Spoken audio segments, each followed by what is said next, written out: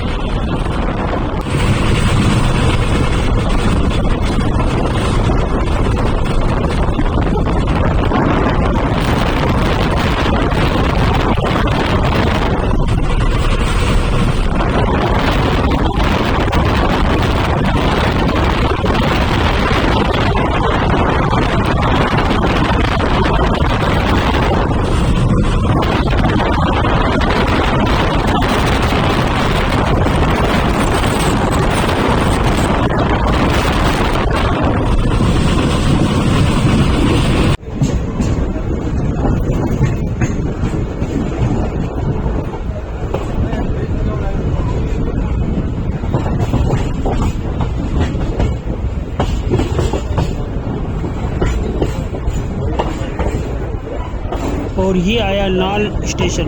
नाल railway station का code है NAL, नाल है, और इसका कोड भी NAL ही है।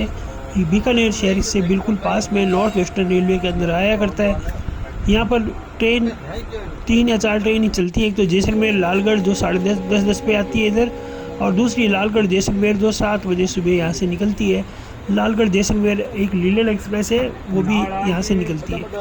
3-4 ट्रेन है। एक 19-108 उधमपुर वाली ट्रेन है, वो भी यहीं से निकलती है। जन्मभूमि एक्सप्रेस 3-4 ट्रेनें निकलती है वीकली, एक है, बाकी सब 2-3 ट्रेनें हैं इसमें। तो शांत सा छोटा सा स्टेशन है नाल, उसके बाद बीकानेर आएगा।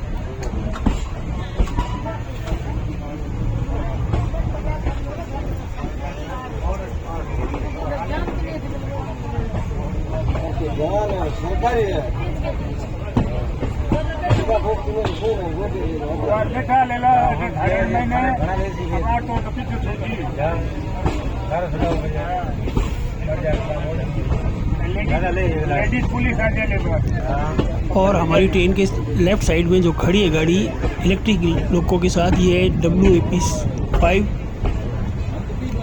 14708 दादर बीकानेर रणकपुर एक्सप्रेस जो आई है। उसको यहाँ बीकानेर में पार्क करने की जगह नहीं है, इसलिए लालगढ़ में इसको पार्क कर रखा है।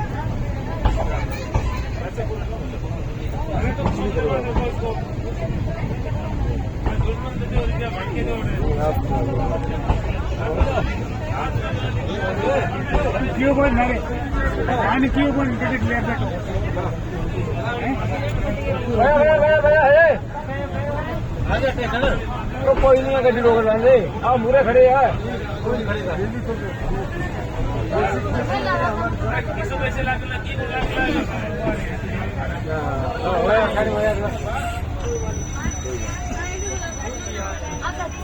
चलो इनसे मर्जी है।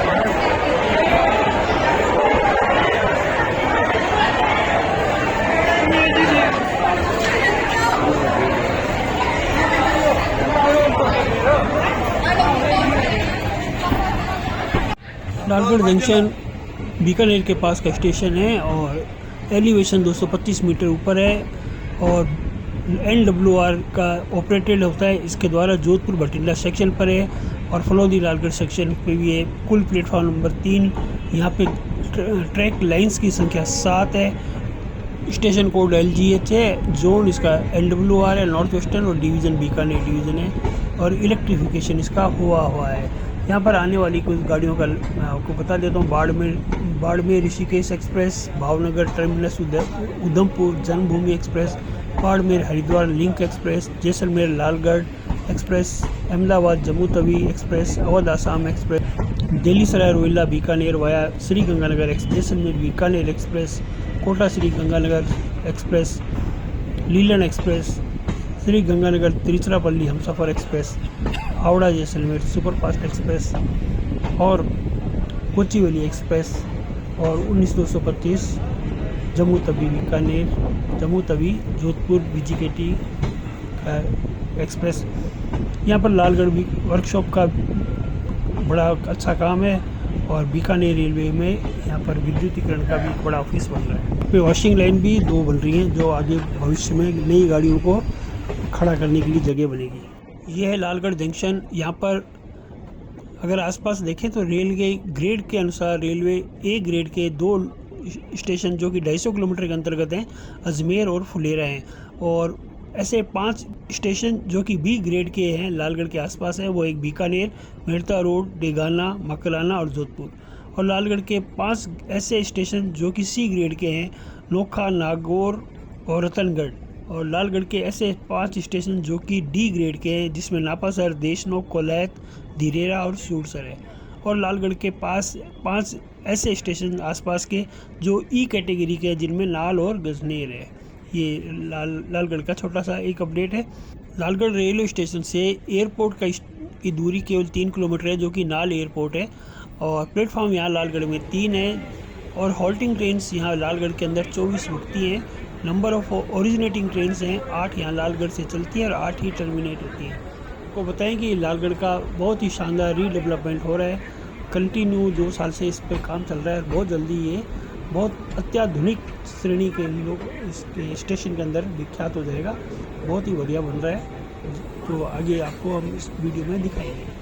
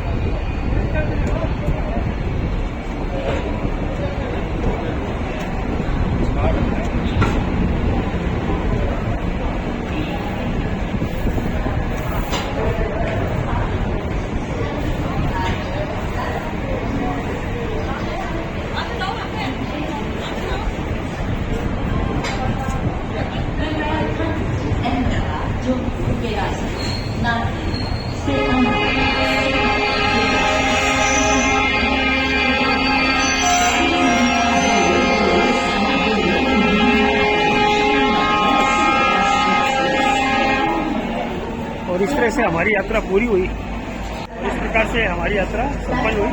अब आपको दिखाते हैं नांदेड़ बीकानेर से। चलिए बीकानेर के प्लेटफॉर्म नंबर 1 से नांदेड़ जाइए, उसको दिखाते हैं।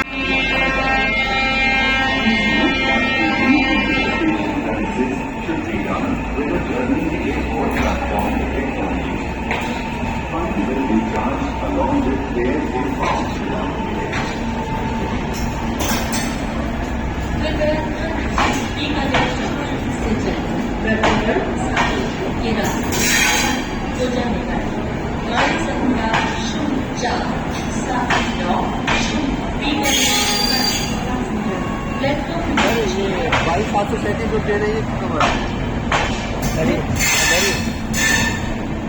तीन नंबर पे आने वाली एक पे आई है ना गाड़ी तो।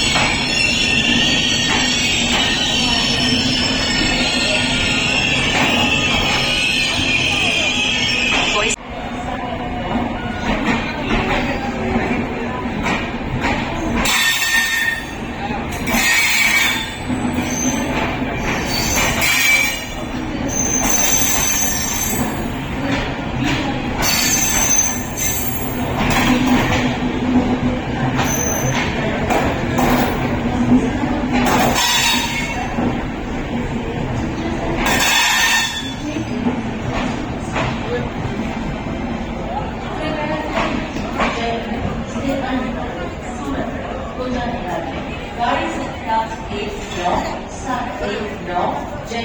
वो भी रतन